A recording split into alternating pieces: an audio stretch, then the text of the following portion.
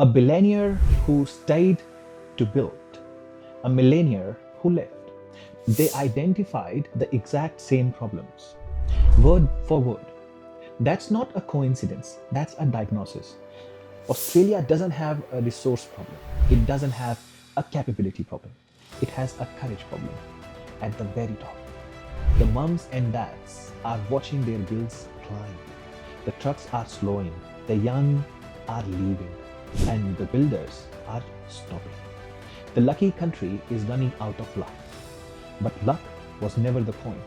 It was always about what we chose to build with it. A billionaire who stayed to build, a millionaire who left.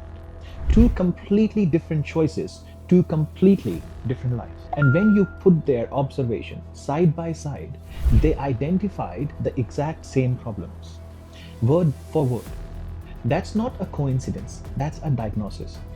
7 structural failures, named, documented, already in motion. Let's go.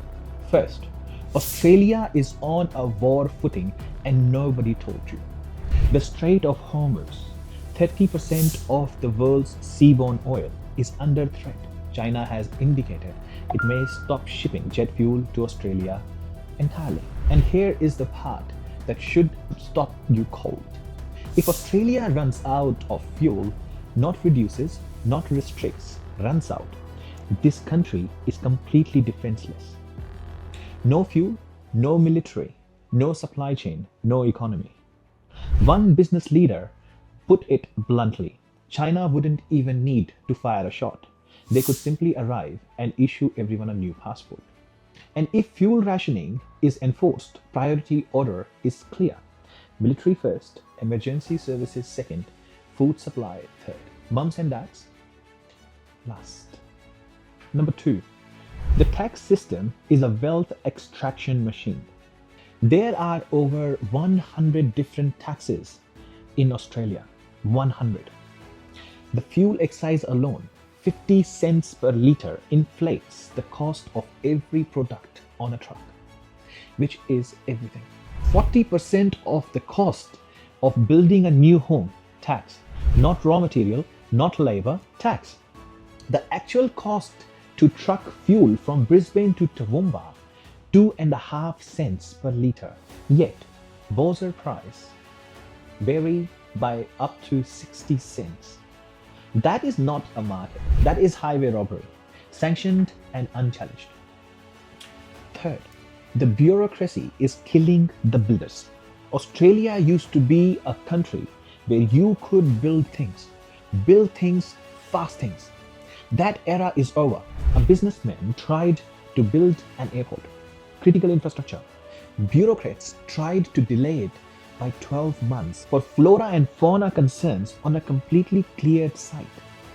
They also demanded an environmental assessment of the Great Barrier Reef for an airport on entirely the wrong side of Great Dividing Range. This is not caution. This is paralysis dressed up as governance. Private enterprise has the capability, the vision, the urgency, but not when every step forward means fighting through a backside covering bureaucrats optimized to delay. Number 4, the NDIS is the most expensive lie in Australian history. The National Disability Insurance Scheme was designed to protect the most vulnerable Australians. The intent was noble, the execution catastrophic. The NDIS now costs over $1 billion every week, every single week. And a significant portion is described by people inside the system as flat out theft. In some suburbs, NDIS providers outnumber cafes, one provider for every 3 residents. The moment any politician tries to fix it, they become the person who cut disability funding. So it continues. 1 billion a week, while families wait years, while children who genuinely need help are buried under a system optimized for billing, not healing. 5th, Australia digs up its wealth and ships it away. Australia sits on some of the most extraordinary natural wealth on earth: coal, iron ore, lithium, gas, gold, rare earths. And what do we do with it? We dig it up, we put it on a ship, and send it to China, raw. China takes our iron ore and makes steel, our coal and makes electricity, our lithium and makes batteries. We sell the raw material, they sell the finished product back to us. Australia ranks 113th in the world of economic complexity. 113th. With this level of natural resource wealth, Norway discovered oil and built one of the largest sovereign wealth funds on earth. Australia discovered coal, iron ore, and lithium and built nothing for its citizens. Nothing. We have been selling our birthright and calling it an economy. Sixth, the next generation has been abundant. People who have spent decades building businesses in this country say it plainly. If you don't have rich parents in Australia today, you don't have a chance. A young person enters the housing market where the deposit alone takes a decade to save, while paying rent that eats half their income. Both parents working, not to get ahead, just to stay level. Children on screens because the adults have no energy left at the end of the day. A young Australian today isn't being given a head start. They are being handed a bill for decision they were never part of. The last, seventh, the people in charge doesn't have the guts to fix any of it. Every single problem on this list has a known solution. Build sovereign fuel refineries, cut the excise, police the cartels, slash red tape, reform the NDIS honesty. Stop exporting raw materials, create a sovereign wealth fund, give the next generation something to build on. These aren't radical ideas. These are basic acts of national governance. So why aren't they happening? Because the people making decisions went from university straight into politics. No business built, no payroll met, no risk ever taken. They operate on a 4-year electoral cycle, not a generational one.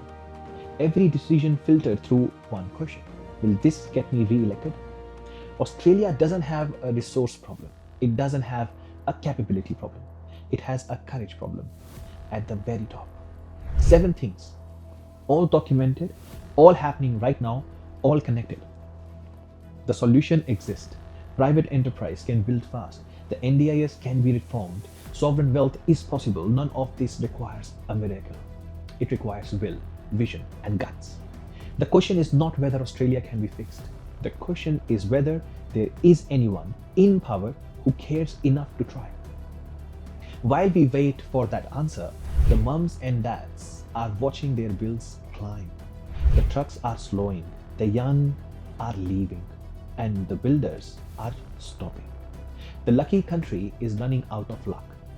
But luck was never the point. It was always about what we chose to build with it. Tell me in the comments, which of these 7 hit hardest for you? The conversation belongs to all of us. See you at sunrise.